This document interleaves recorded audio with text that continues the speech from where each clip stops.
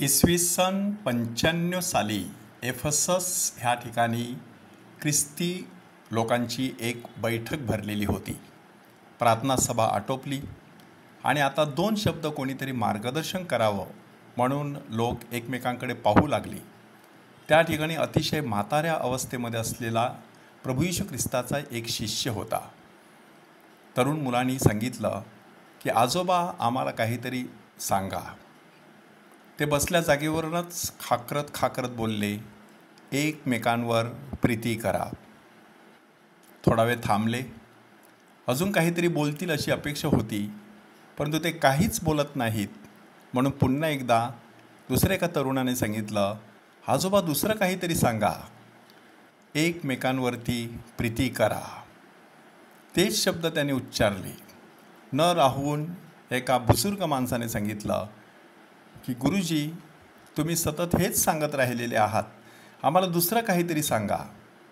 आणि मग गुरुजी बोलले, एकमेकांवर प्रीती करा.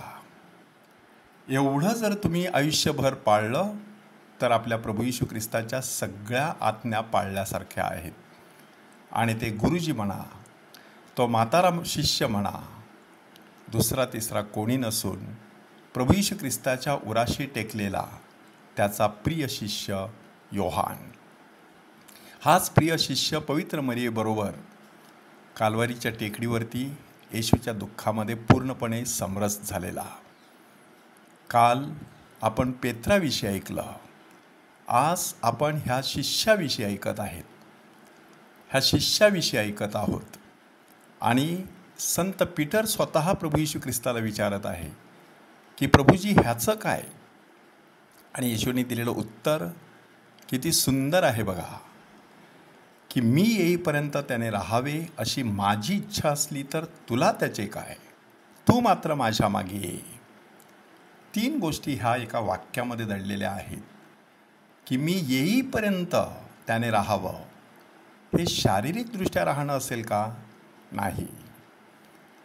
ज्या वेळेला योहान मरण पावला त्यावेळेला येशू परतलेला नव्हता, परंतु योहानाचं नाव मात्र शुभवर्तमानामध्येच नव्हे तर संपूर्ण ख्रिस्त सभेमध्ये एका वेगळ्या शाईमध्ये लिहिलं जावं अशी कर्तबगारी त्यांनी बजावलेली आहे.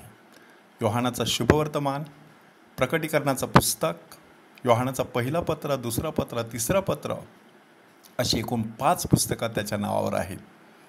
आणि ह्या सगळ्या 5 पुस्तकाचा गोषवारा एका वाक्यात सांगायचा असेल तर ते वाक्य आहे, देव प्रीती आहे, आपण एकमेकांवर प्रीती करावी.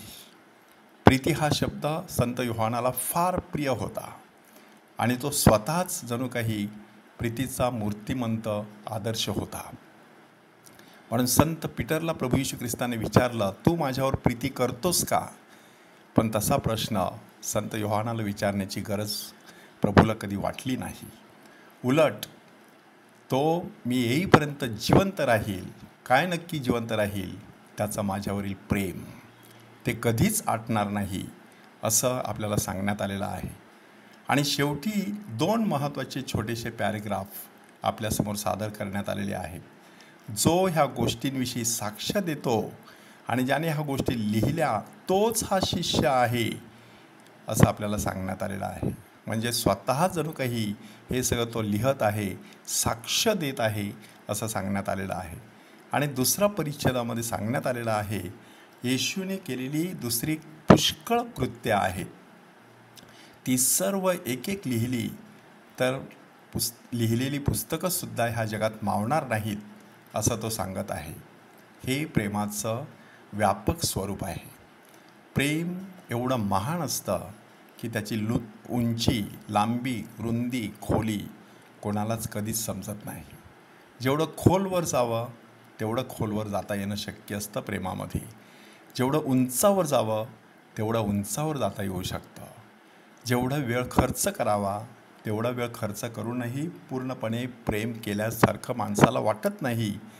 अशा प्रकारचं निरासक्त, निरपेक्ष, बिनशर्त आणि अमर्याद प्रेम परमेश्वराने आपल्यावर केलेलं आहे. तसंच प्रेम आपल्याला करता यावं म्हणून आज पवित्र आत्म्याच्या नोवेनाच्या शेवटच्या दिवशी आपण इंद्रिय दमन हे फळ पवित्र आत्म्याकडे मागूया. हे पवित्र आत्म्या, इंद्रिय दमन म्हणजे आत्मसंयम हे तू आम्हाला शिकवतोस. तू आमचा कैवारी आहेस, सत्याचा आत्मा आहेस.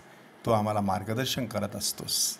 तू आम्हाला येशूने शिकवलेल्या सगळ्या गोष्टींची आठवण करून देत असतोस.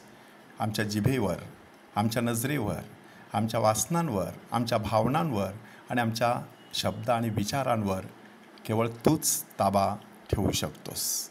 म्हणून आम्हाला इंद्रिय दमन ह्या फळाची देणगी दे आणि त्याद्वारे संयमशील जीवन जगण्यास आम्हाला परमेश्वराची कृपा लाभावी.